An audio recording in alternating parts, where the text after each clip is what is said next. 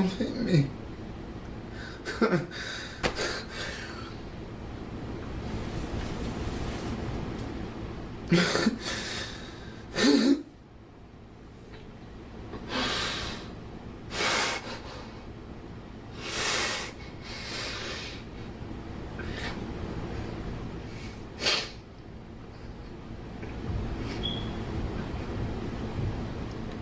You greedy motherfuckers. You greedy motherfucker. You greedy motherfuckers.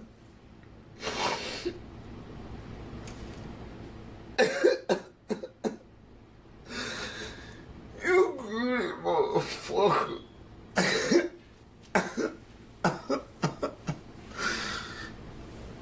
You greedy motherfucker.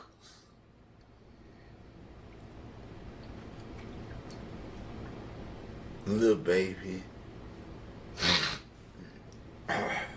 All you niggas who seek money. I never seek the money. I just want it for me and my family to be comfortable. You niggas that made it about the money. Now, in order to be comfortable, I have to chase a bigger goal.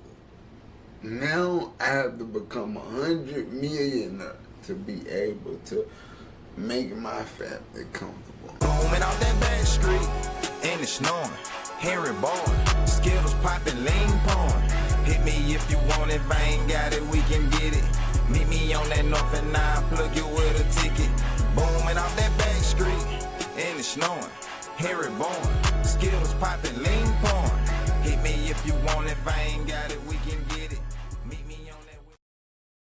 Thanks for tuning in to the Urban School Podcast. And as you can hear from that clip, one of the most disturbing videos that you'll hear or see from an artist trying to get their financial freedom.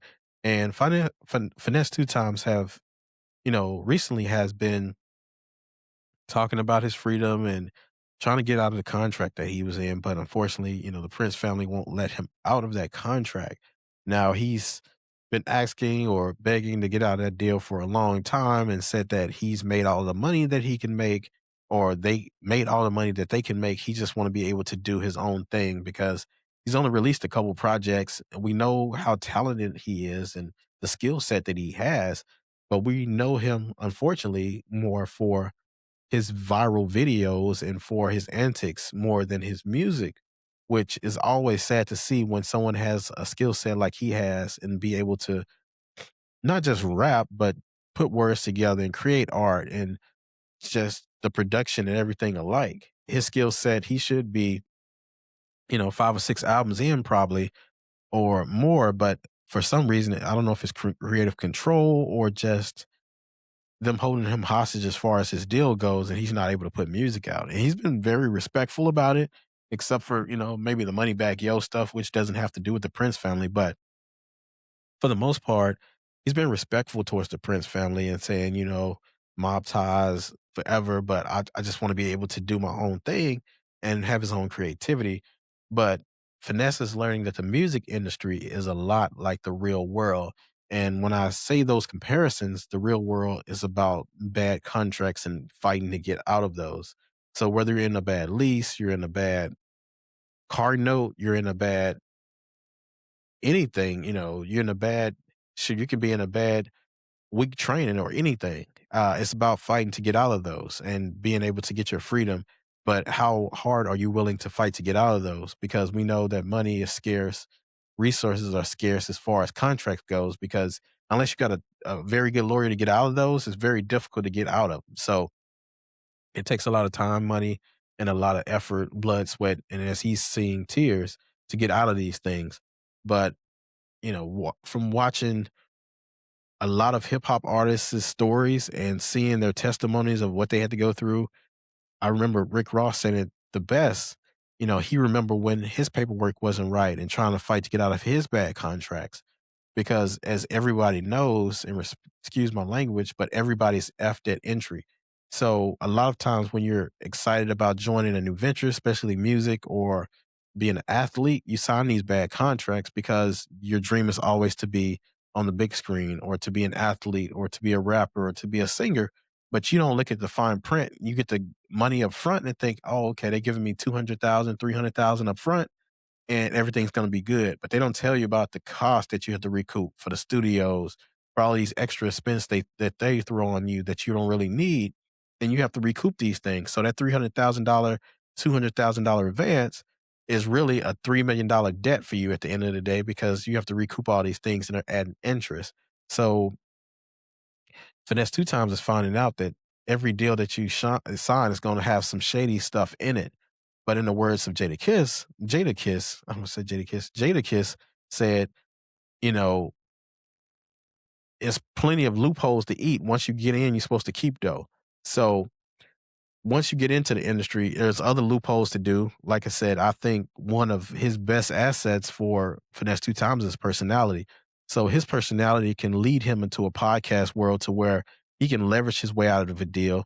Because unless he's in a 360, they won't see a part of that money. Or if he's in some kind of weird deal where they take all the revenue from everything that he does.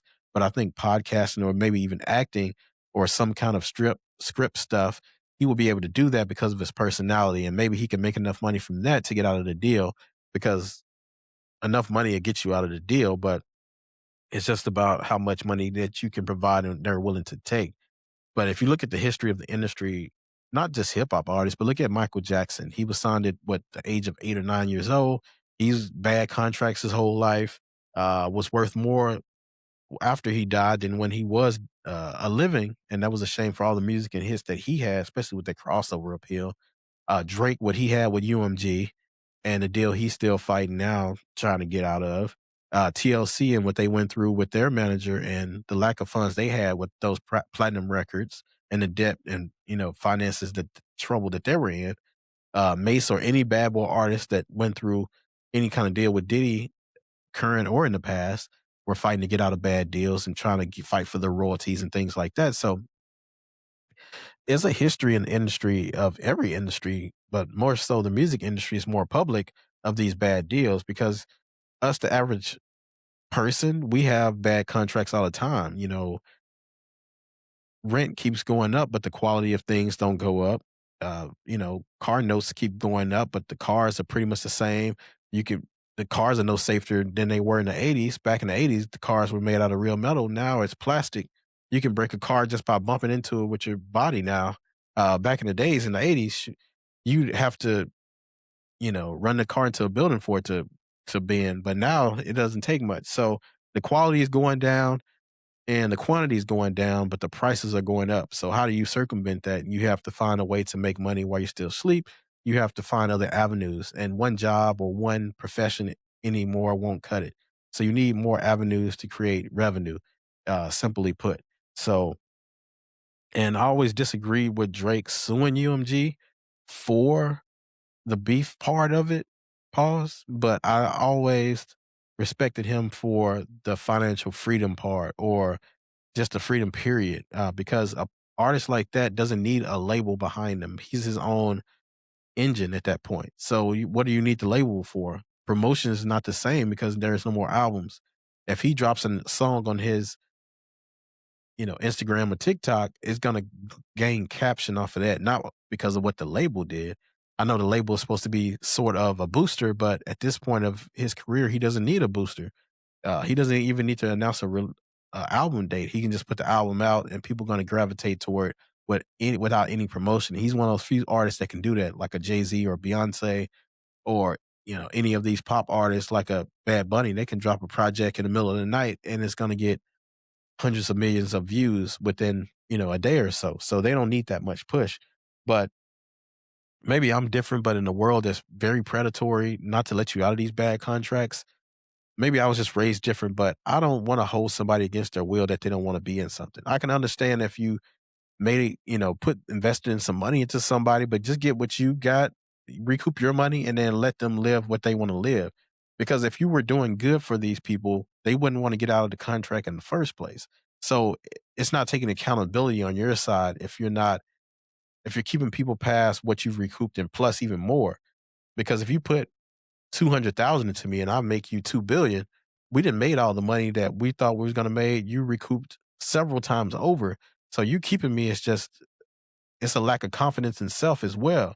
Because you don't think you can get this from somebody else. And if you made me, then can you just go make another one?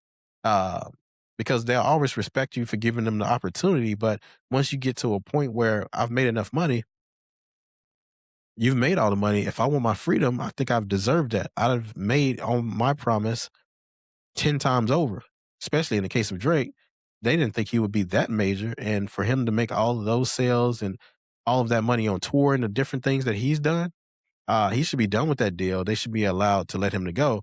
You already have the royalties from the old music, the prime years that he already had. So what's the purpose? But I think it's just predatory nature from anybody who keeps people in bad deals that they don't want to be a part of anymore. And you should just be able to let bygones be bygones and let these things go. But hopefully, Finesse2Tymes is not in a 360 deal and he can make money other places. But it was a very sad video to hear and to see from him, especially. It seemed like it was just um, the straw that broke the camel's back. So prayers up to Finesse2Tymes, and hopefully he'll be able to get moved from this situation. But tell me what your thoughts about the contract, and until next time, I'll see you next time.